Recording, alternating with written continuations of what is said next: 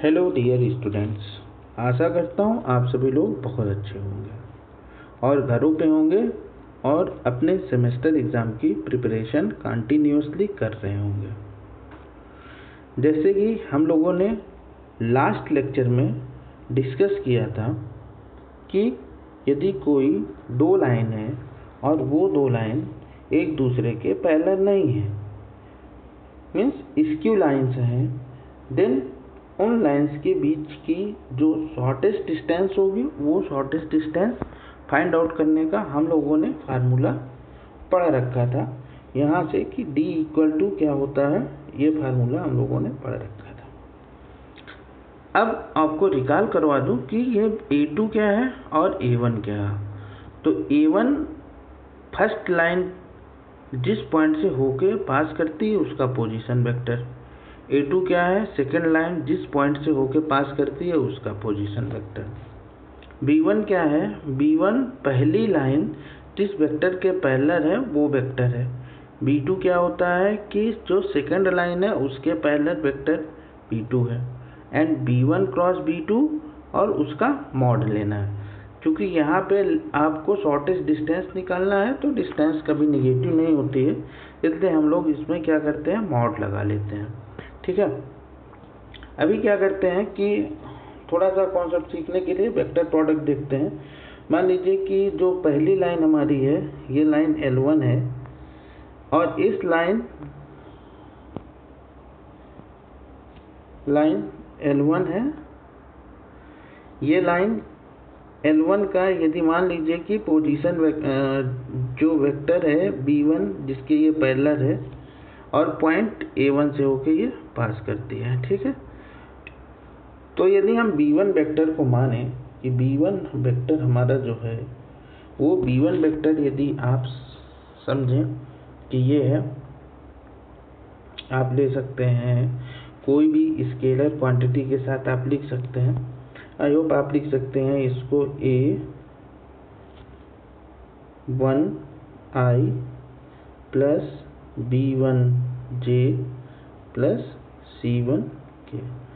आप यहाँ पे कुछ भी लिख सकते हैं क्योंकि ये एक स्केलर क्वांटिटी है। ठीक है, इसी तरीके से सपोज करिए कि आपका दूसरी लाइन जो दी हुई है ये लाइन है L2 और इस लाइन L2 का पोजीशन किसी जिस पॉइंट से होकर जाती है यदि उसका पोजीशन वेक्टर A2 है और ये L2 लाइन जिस वेक्टर के पैरेलल है वो यदि आपका वेक्टर B2 वेक्टर है।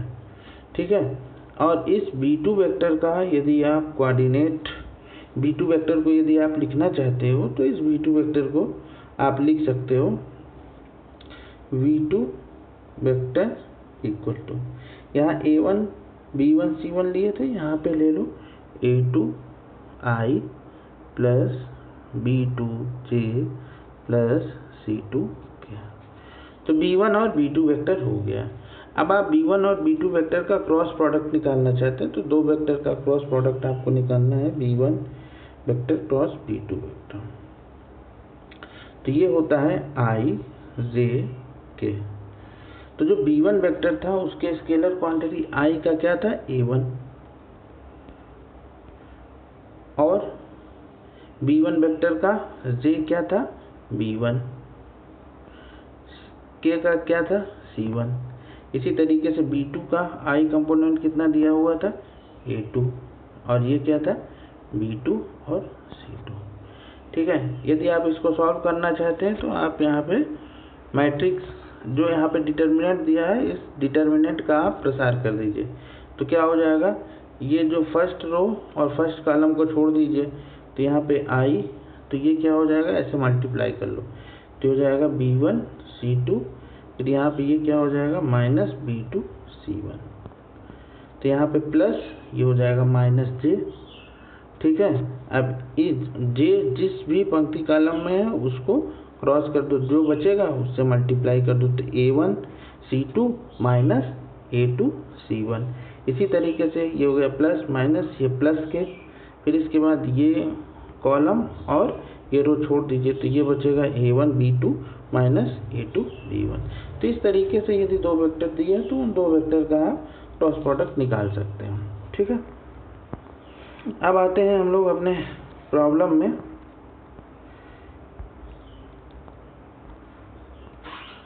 अब ये सपोज करिए कि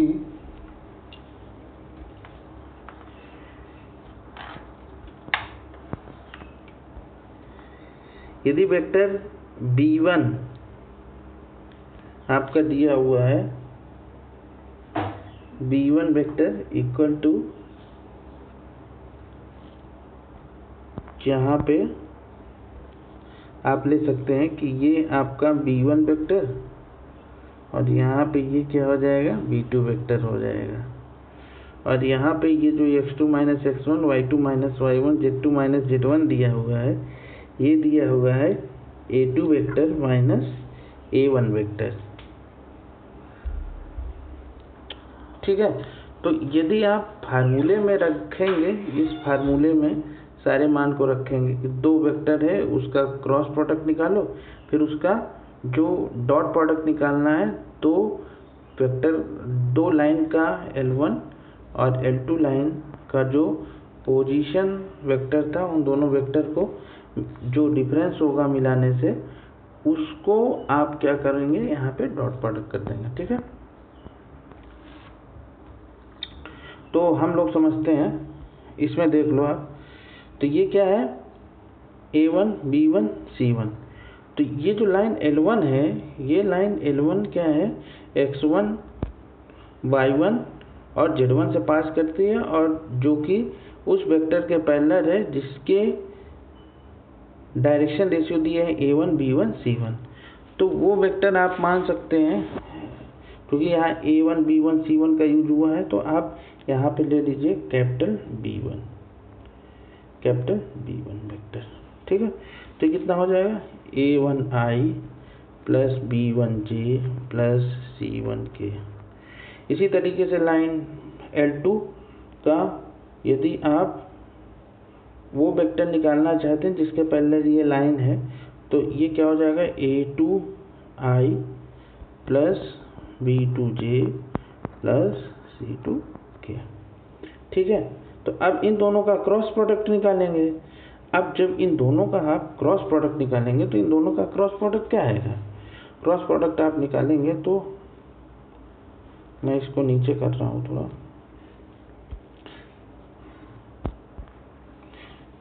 देन आप vector b1 cross vector b2 आप निकाल लीजिए, क्या हो जाएगा, i j k, यहाँ पे हो जाएगा a1 b1 c1, यहाँ पे हो जाएगा a2 b2 c2। ठीक है, देन यहाँ पे क्या हो जाएगा, आप लेंगे तो i, यहाँ पे ये कॉलम और ये रो हट जाएगा, तो यहाँ पे क्रॉस मल्टीप्लाई करिए तो ये हो जाएगा b1 c2 माइनस, यहाँ से इसको मल्टीप्लाई करेंगे तो ये हो जाएगा b2 c1 माइनस j। अब इसके बाद j जिस कॉलम और पंक्ति में है उसको हटा देंगे, तो ये हो जाएगा a1 c2 minus a2 c1। तो यहाँ पे कर दीजिए आप a1 c2 माइनस, ये ब्रैकेट के अंदर ही रहेगा, minus a2 c1 plus i minus j, इसके बाद प्लस k। ठीक है, तो प्लस k के लिए k जिस पंक्ति कॉलम में उसको छोड़ दीजिए, तो a1 b2 minus a2 b1। ठीक है, तो यहाँ पे ये चीज़ आएगी, मैं यहाँ लिख दे रहा हूँ, तो ये हो जाएगा a1 b2 minus a2 b1। ठीक है, तो ये चीज़ अभी आप याद रखिए। तो यहाँ पे अब हमको क्या निकालना है, क्योंकि आप निकाल लिए हो,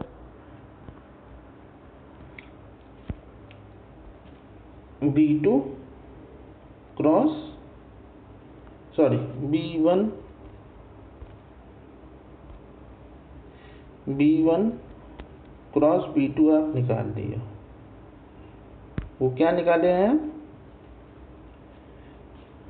यहाँ पे यदि आप देखें तो b1 cross b2 equal to i, क्या निकाले होगे, ये जो नीचे लिखा हुआ है यही चीज़ है, B1C2 माइनस B2C1, ठीक है, प्लस J, और ये कितना हो जाएगा C1A2 माइनस C2A1, ठीक है, प्लस K, और ये क्या हो जाएगा, ये I का कंपोनेंट है, ये J का कंपोनेंट है और ये K का कंपोनेंट है। क्यों? क्योंकि जब मॉड निकालेंगे तो यही चीज़ आएगा। तो K कितना हो जाएगा, A1B2 माइनस A2B1, ठीक है। अब मान लीजिए आप इसका B1 क्रॉस B2 वेक्टर का मॉड निकालना चाहते हैं। मॉड निकालेंगे तो क्या हो जाएगा, तो I कंपोनेंट है इसका स्क्वायर कर देंगे, J कंपोनेंट है इसका स्क्वायर करेंगे, K कंपोनेंट है उसका स्क्वायर कर देंगे, ठीक है। और यहाँ से क्या हो जाएगा, I J K हट जाएगा, तो आपको बेसिकली क्या हो जाएगा, यही मिलेगा। क्योंकि यदि हम लोग जब मॉड लेते हैं तो अंडर रूट करते हैं, I J K का जो गुणांक होता है उसको स्क्वायर करके हम लोग ऐड कर देते हैं। तो ये क्या हो जाएगा, ये जो नीचे डिनोमिनेटर दिया हुआ है आपका, वो बेसिकली क्या है, B1 क्रॉस B2 वेक्टर ही दिया हुआ है, ठीक है। अब यहाँ पे तो चूंकि हमारा ये जो डिनोमिनेटर में लिखा था वो लिखा था मॉड B1 क्रॉस B2, तो B1 क्रॉस B2 आप निकाल लिए थे, उसका मॉड निकाले थे। जब मॉड निकाले थे आप, तो मॉड निकालने पे ये आया था, ठीक है। अब यहाँ पे ऊपर ये क्या लिखा हुआ है, इसको आप देख लीजिए। तो यहाँ पे आप देखेंगे तो B1 क्रॉस B2 अभी आप निकाल चुके हो। A2 माइनस A1 क्या होता है कि जो दूसरा वेक्टर का पोजीशन वेक्टर है उससे हम लोग पहले वेक्टर के पोजीशन वेक्टर को घटा देंगे, ठीक है। तो हम यदि ये पहली लाइन है, इसका यदि हम A1 वेक्टर लिखेंगे तो A1 वेक्टर क्या हो जाएगा, 21 पॉइंट से जाती है x1 y1 z1, तो इसको आप लिख सकते हो क्या, x1i plus y1j plus z1k, ठीक है। इसी तरीके से L2 दिया हुआ है, तो इसका आप पोजीशन वेक्टर निकाल सकते हो क्या, x2i plus y2j plus z2k। तो ये A1 A2 आ गया। अब यदि हमें A2 माइनस A1 निकालना है तो I के साथ इसको घटा दो, तो ये कितना हो जाएगा, x2 माइनस x1i प्लस यहाँ पे क्या हो जाएगा, y2 माइनस y1j, और यहाँ पे हो जाएगा z2 माइनस z1k। तो यहाँ से आप यदि आप निकालोगे A2 vector minus A1 vector, तो कितना हो जाएगा, x2 minus x1i plus y2 minus y1j plus z2 minus z1k, ठीक है। यह है A2 माइनस A1 वेक्टर आया। अब आप B1 क्रॉस B2 वेक्टर निकाल लिए थे, अब उसके साथ यदि डॉट प्रोडक्ट निकालेंगे तो डॉट प्रोडक्ट निकालने के लिए आप क्या कर सकते हो, आप B1 क्रॉस B2 निकाल लिए थे और आपको A2 माइनस A1 वेक्टर ये यहाँ से आप निकाल लिए हो, दोनों का डॉट प्रोडक्ट ले लो, तो आप क्या कर सकते हो, फाइनली ये जो आपका सारणिक दिया हुआ है इस रूप में बनता है। कैसे, यदि आप 2 वेक्टर दिए हैं, 3 वेक्टर दिए हुए हैं, इसका कॉन्सेप्ट आप थोड़ा समझ लो। जैसे मान लीजिए आपको यदि दिए हैं 3 vector, A vector, B vector और C वेक्टर, ठीक है। और यदि आपसे कहे कि A vector cross B vector dot C vector, ठीक है, यदि ऐसे बोलता है तो A वेक्टर, B वेक्टर और C वेक्टर, इसमें जो I J K के कंपोनेंट होंगे उनको एक सारणी के रूप में लिखते हैं। यदि A वेक्टर मान लीजिए A1i plus B1j plus C1k है, तो I J K क्या है, A1 B1 C1। इसी तरीके से यदि मान लीजिए B वेक्टर दिया हुआ है, B वेक्टर मान लीजिए आपका दिया हुआ है capital B1 capital B2 capital C2, तो यहाँ पे आप इसको लिख दीजिए।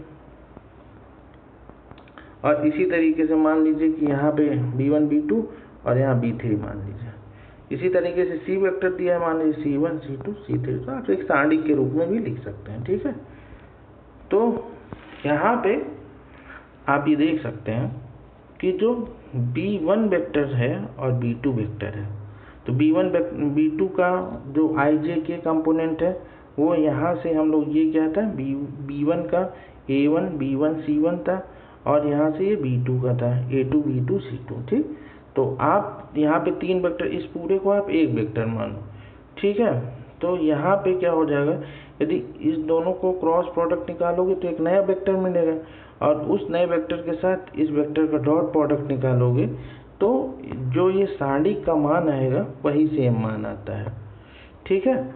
तो आप यहाँ से ये फार्मूला मालूम चल जाता है, ठीक है। तो यदि आपको क्वेश्चन इस रूप में दिया होता है तो आप इस फार्मूले का यूज करके दो रेखाओं के बीच की मिनिमम दूरी आप ज्ञात कर सकते हैं। और पॉलीटेक्निक के जो सिलेबस है उसमें कार्टेशियन फॉर्म में ही आपको क्वेश्चन दिया रहेगा, तो शॉर्टेस्ट डिस्टेंस निकालने के लिए आप कुछ मत करिए, आप इस फार्मूले का यूज कर सकते हैं, ठीक है। नेक्स्ट है, अब हम क्वेश्चन देख लेते हैं। क्वेश्चन 11 में दिया है कि रेखाएं दिया हुआ है L1 और L2 के बीच की न्यूनतम दूरी आपको ज्ञात करना है, सदिश वेक्टर दिया हुआ। तो R वेक्टर दिया हुआ है ये, और इसके बाद ये दिया हुआ, ये पहली लाइन का है और ये दूसरी लाइन का दिया हुआ है, ठीक है। तो हम लाइन का समीकरण क्या होता है, R वेक्टर बराबर A vector plus lambda times B vector, ठीक है। तो जब B वेक्टर पहले लाइन का, तो पहले लाइन का ये क्या हो जाएगा, ये B1 वेक्टर हो जाएगा, ठीक है। और इस तरीके से ये दूसरे लाइन का ये क्या हो जाएगा आपका, ये B2 वेक्टर हो जाएगा, ठीक। यहाँ पे ये क्या हो जाएगा, I प्लस J, ये हो जाएगा पहले लाइन का A1 हो जाएगा। और इसी तरीके से यहाँ पे 2I प्लस J माइनस के, ये क्या हो जाएगा आपका A2 हो जाएगा। तो आपको A1 मालूम हो गया, A2 मालूम हो गया, B1 मालूम हो गया, B2 मालूम हो गया। आप यहाँ पे देख सकते हैं दिया हुआ है कि जो A1 है वो I प्लस J, जैसे ये मान लीजिए लाइन L1 है तो इसका ये क्या हो जाएगा, A हो जाएगा। B1 क्या हो जाएगा, जो लैम्डा के साथ होता है वही वेक्टर के ये पैरेलल होता है। इसी तरीके से A2 आप यहाँ से देख लीजिए ये, और यहाँ पे ये क्या है, B2 है। तो आपको A1 B1 A2 B2 सब मालूम हो गया। आप क्या करिए, ये जो आप लोगों ने फार्मूला पढ़ रखा है इस फार्मूले में रखेंगे तो आपको ये क्वेश्चन सॉल्व हो जाएगा, ठीक है। नेक्स्ट कि यदि मान लीजिए कि आपको कार्टेशियन में दिया है, तो कार्टेशियन के लिए भी फार्मूला हम लोगों ने पढ़ रखा है, तो आप उसको सॉल्व कर सकते हैं, ठीक है। अब एक क्वेश्चन है आप लोगों के लिए होमवर्क है कि यदि ये दो लाइन का इक्वेशन दिया हुआ है, ये फर्स्ट लाइन है और यहाँ पे ये सेकेंड लाइन है, तो इन दोनों लाइन के बीच का आपको जो कोण दिया है एंगल थीटा आपको फाइंड आउट करना है। सेकेंड नंबर क्वेश्चन दिया हुआ है, ये लाइन L1 है और यहाँ लाइन L2 है, तो इन दोनों लाइन के बीच का एंगल आपको फाइंड आउट करना है। एंगल फाइंड आउट करके कमेंट बॉक्स पे आप लोग इसका कमेंट लिख सकते हैं। Thanks for listening, thank you.